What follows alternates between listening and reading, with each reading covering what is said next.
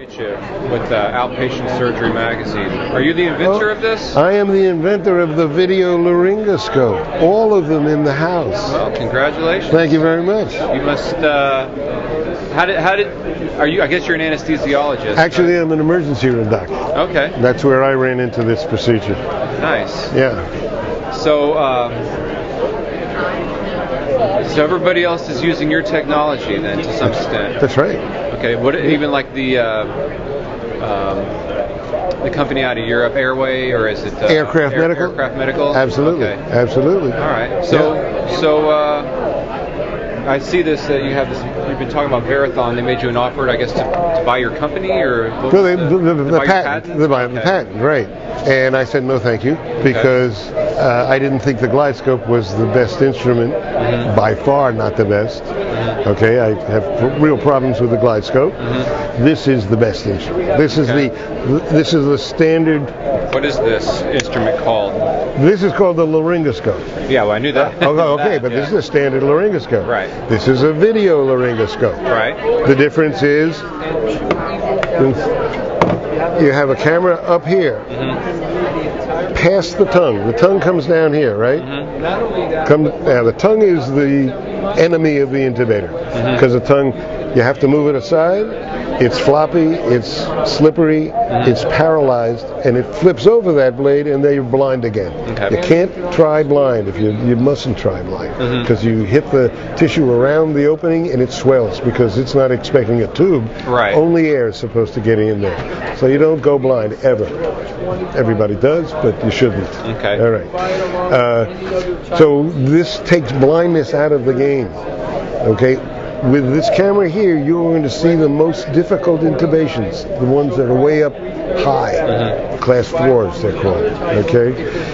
And with the screen on the handle, you're able to look just at the operative field, not off to the side to screens that are anywhere and always changing.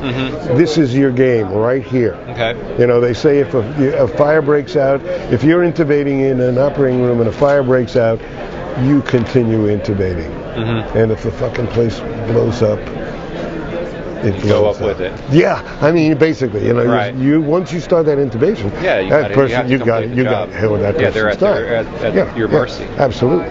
So, so these guys are brand new, coming to the market, not yet in the market. I am not. What is the name of this blade, or is it still they're deciding that? They're kind of deciding that. Okay. I mean, they have a name in China, but they'll probably call it something else when they get here. You know, it makes sense. But I'm here to show people here what's coming. Well, when did the first video laryngoscope become available? Well, and who made it? Really available. I know it was your patent, but it's my patent, and I tried to bring it, but I couldn't. I couldn't do the business end. I mean, I didn't have money to get enough money to get even started. Couldn't get investors involved, because investors need a management team. If you don't have a management team, investors are not going to be interested. Quite reasonably, management teams. I couldn't do it. I tried. So this is about 12 years ago then? Or? This is starting I got the patent in 98. I really started pounding in 2000. In 99. That was about when GlideScope kind of jumped in. Well, they didn't come later. Yeah. Later. I mean, they came into the market in 2005, right? They started talking about it earlier, and they got a patent in 2001, I think. So they were definitely behind me. And when they say they didn't know about my patent, that's rubbish. Because if you're going to have a patent, the first thing your lawyer does, he does a patent search. Right. In those years, my patent was either number 1, number 2, and number 3. No way, either Aircraft Medical or Verathon, both claiming they didn't know anything about my patent. Nonsense. Okay. Nonsense. Okay, so, but it was really 2005 that people announced they were coming into the market, and did, right? And then 2006, 7, 8 is when the game began. Initially, interesting game with Verathon and Aircraft Medical running out in front of Storz and Pentax, and then all of the disposable ones came out about in 2010, 11. Right, exactly right. And well, there was Air Track and a couple of other ones that. Right. So they are all getting into the game and doing interesting things, but they're all infringing. Mm-hmm. So that's interesting. Stort's the most elegant company in the field, and with the longest history in the field, and with the largest, well, not the largest, but the most sophisticated law firm in the field. They settled with me after I was attacked at the patent office by Verathon and Pentax to try and invalidate the patent. I responded to a massive attack, 500 pages. That was a merged Verathon Pentax attack, and when Stort's read my response, they called. They said, "You're going to win. We want to settle." They sent me their terms. I emailed it back. The next day, they were in the office and we signed papers.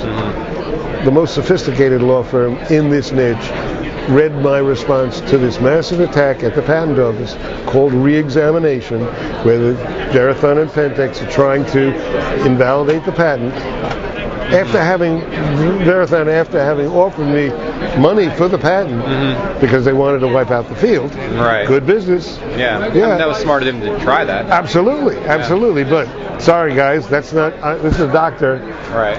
40 million people every year are going to be intubated in the United States. Yeah. I can't walk away from 40 million people. Yeah. I can't. What am I doing? I couldn't even think about it. So they went back to try and invalidate the patent, so they don't have to pay me a few nickels from the huge monies they're making. Yeah. I mean, they sold. Anyway, you know the Verathon story? It's another story. Right? Well, it used to be diagnostic ultrasound, and they had the bladder scan, and then they changed. They got bought out and changed, and they've been bought out a couple times. But they brought in, was it John Pacey? Yeah, Jack Pacey, right? The GlideScope. Yeah. Well, I mean, they supposedly bought Saturn Biomedical, which is Pacey, who had the GlideScope. They supposedly bought that for $10 million. But Pacey became the vice president and the Canadian president, so who knows how much money really moved. But anyway, that's the number. 3 years later, Verathon was bought by Roper Industries for $300 million. That's pretty impressive. Company value going up 30 times in 3 years. Okay? Because it was a winner. It was going to be a winner. Video learning. So where do you, are you helping this new company bring this product into the U.S. as to compete with all the other video learning scopes out there? I am helping them present their product. Okay. I'm getting not a nickel for this. I am here because I want everybody here to see what is going to be soon available, because everybody's buying video laryngoscopes. I mean, because it's that important. It's becoming kind of a standard of care. Everybody's standard of care. Yeah. Okay, so I want. You may as well, if you have it, you may as well use it, and use it for every intubation. Right. I mean, that's what they're doing. That seems logical. That's where it's going, and it's going very quickly now. Yeah. And but this really is the tool that everybody knows. It's the standard Mac blade. It's the standard. Everything's standard about it, and people pick this up. You take a photo, video, download, SIM cards, AV out. Very sophisticated product. Lightweight. Right. It's nice. No wires. No wires. Nice. How long does the battery last? A couple hours, I guess? This one a couple of hours. This one even more. This one a different. Smaller screen. Smaller screen, different company. Yeah. Okay. Simpler item. This one looks more like the aircraft one. That's right. That's right. Smaller screen. Different handle though. Yeah. Okay, aircraft handle is a little small, tiny handle. This one feels more like the handle that everybody is familiar with. Okay, yeah, and compared to like what this is. Yeah, I mean that's similar diameter. Exactly. Yeah. So, this is going to be a big hit. If it comes in. And well, let me give you my card. I'd love to know the name of the company, because we've got this is a publication that is far and away the best read and best received magazine targeting the operational management, not anesthesiologists per se, right. Those on the back end, the business side of it, the Fantastic. VP of Perioperative Services, Director of Surgical Services in the hospital, physician owners of surgery centers, administrators of surgery centers. Wonderful. So we can help you guys once you're ready to, pull the curtain back. Right. Once you have the approvals and everything. Okay. I will. That's terrific. Chad. Yeah. John Berall. Very nice to meet you. Do you have a business card? Maybe I should have my editors contact you, and a couple of them. You would be the guy. Have you ever been published? Well, my patents. No, I mean like in a journal. In a journal? No, I haven't. No. Interesting. Okay. Yeah, I'll keep one for myself, and I'll send one to our editor, Terrific. Dan O'Connor. Okay. Because we talk about this. Obviously, this is airway, rescue airway, difficult airway. We actually have an article coming up in January about. Let's see what it's called. It's in there's a special issue we're running about patient-centered care. The article is about avoiding intubation complications is really what the article is all about. Wow. So spot on. And those are the types of things that, the types of articles around this topic that we cover. But we're multi-specialty because, we talk about outpatient surgery. So the topics are anesthesia to general surgery to terrific. To orthopedics. Anything goes. And then all the business side of it, and infection reduction and safety, and all these are topics. Okay, I'm going to give you a few more cards. Sure. Each one has a little story on the back. Okay. And I'm very proud of this card. I think it's the best card in the house. Okay. Because it has your scan code. A scan to the website, to a YouTube where there are videos about conferences and about this whole business. Okay. Which I think they're interesting. Okay. And this is the website. Okay. So that's cool. I'll take them. And awesome. It's a pleasure to meet you. Pleasure to meet you. Yeah. Good luck. Please be in touch, okay? I will. Because I got your info. You got the info.